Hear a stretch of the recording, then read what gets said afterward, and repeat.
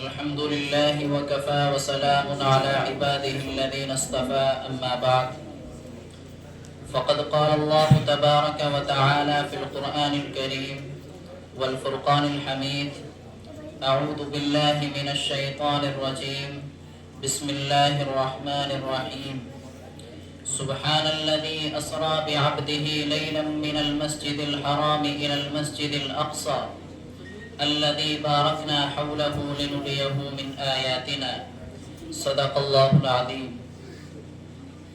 Stage پر تشریف فرما مشفق و مکرم اساتذہ اکرام، مہمانان عظام اور معزز سامعین، میں آپ حضرات کے روبرو جس موضوع پر لب کشائی کی جسارت کر رہا ہوں وہ ہے مسجد اقصی۔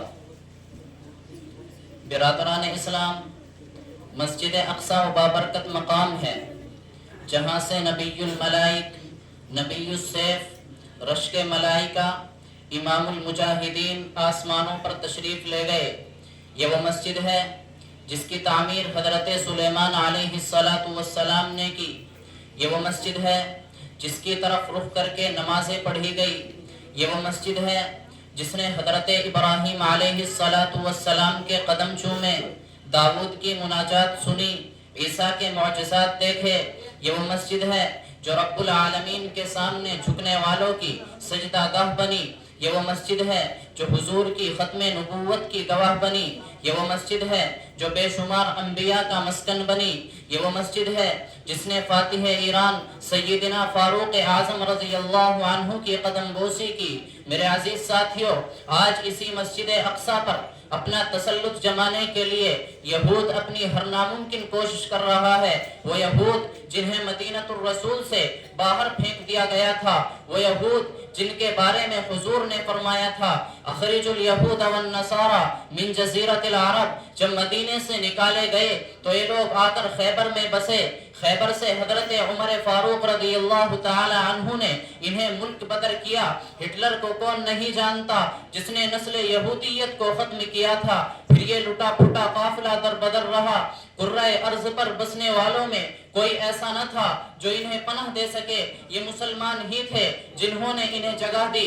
پھر جب سلطنت عثمانیہ کا سورج غروب ہوا تو آسمانی دنیا نے وہ سیاہ دن بھی دیکھا کہ یہود مسجد اقصی پر قابض ہو رہے تھے اور اسرائیل نامی ایک ناجائز ریاست کا وجود عمل میں لایا جا رہا تھا۔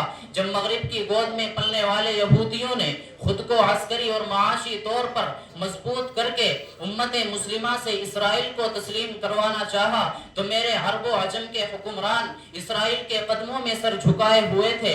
مراکش سے لے کر انڈونیشیا کے جزائر تک تمام امت مسلمہ خاموش تماشائی بنی ہوئی تھی۔ انہی کے بارے میں شاعر مشرق علامہ اقبال نے فرمایا تھا کہ وضع میں تم ہو نصارہ تو تمدن میں ہنود، کہ وضع میں تم ہو نصارہ تو تمدن میں ہنود، یہ مسلمان ہیں جنہیں دیکھ کر شرمائے یہود۔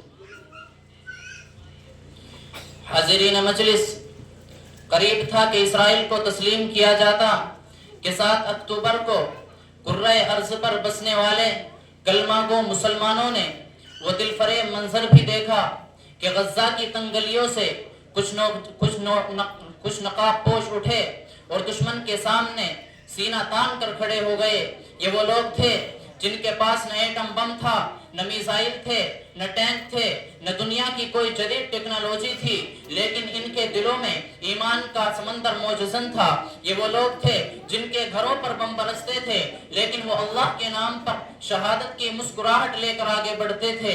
یہ وہ مقدس نفوس تھے جنہوں نے احمد یاسر سے لے کر اسماعیل ہانیہ اور قائد جہاد یحییٰ سنوار تک کو قربان کر دیا۔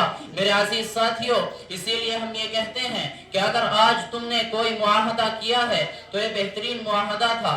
اگر تم نے جنگ روک دی تو تم جیت گئے ہیں، اگر تم زندہ لوٹے تو ہمارے ہیرو ہیں، اگر اللہ نے تمہیں اپنے پاس بلا لیا تو تم شہید ہیں، اور اگر تم نے جنگ جاری رکھی تو ہم کہیں گے کہ یہ بہترین اور بے مثال استقامت ہے کہ زمانہ معترف ہے ہماری استقامت کا، کہ زمانہ معترف ہے ہماری استقامت کا۔